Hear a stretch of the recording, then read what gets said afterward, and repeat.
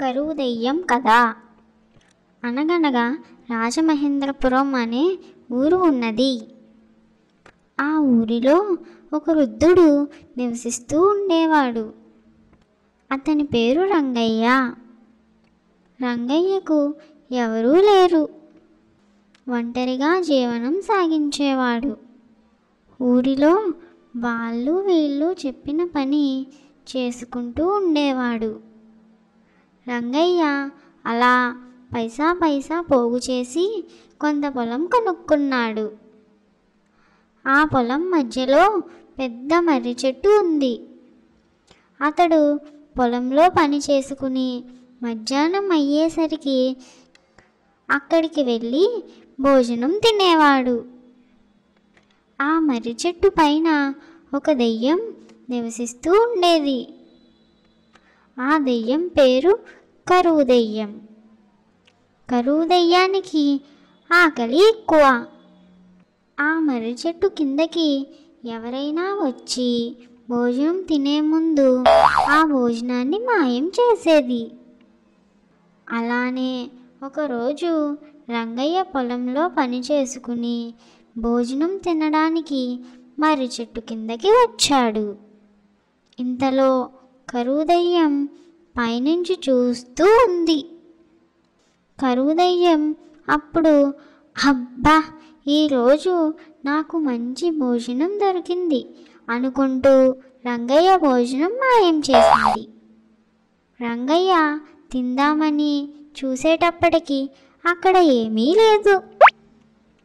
రంగయ్య అటూ ఇటూ చూసుకున్నాడు. అక్కడ ఎవరూ లేరు. భోజనం ఏమైనదో రంగయ్యకి అర్థం కాలేదు. ఆ రోజు ఇంటికి వెళ్ళిపోయాడు. మరుసటి రోజు మళ్ళీ పొలంకి వచ్చాడు. పని చేసుకుని భోజనం తినడానికి మళ్ళీ చెట్టు దగ్గరికి వచ్చాడు. భోజనం తిందామని చూసేసరికి మళ్ళీ భోజనం మాయమయ్యింది. ప్రతిరోజు రంగయ్య తెచ్చే భోజనం కరువు దెయ్యం తింటూ ఉండేది. రంగయ్య కూడా భోజనం తేవడం మానలేదు. రంగయ్య నేను తినకపోతే ఎవరో ఒకరు తింటున్నారు కదా అని తీసుకువచ్చేవాడు.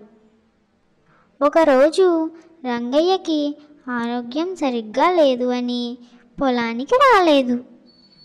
కరువు దెయ్యం చాలా కంగారు పడ్డది.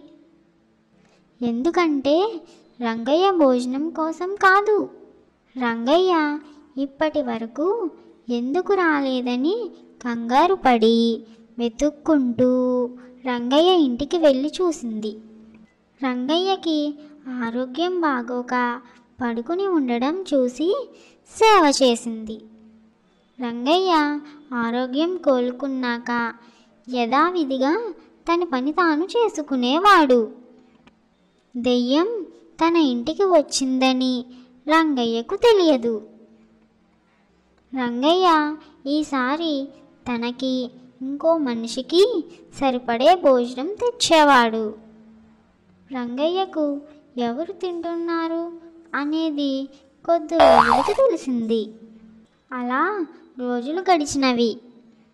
రంగయ్య కరువు దెయ్యం ఇద్దరూ మంచి స్నేహితులుగా మారారు.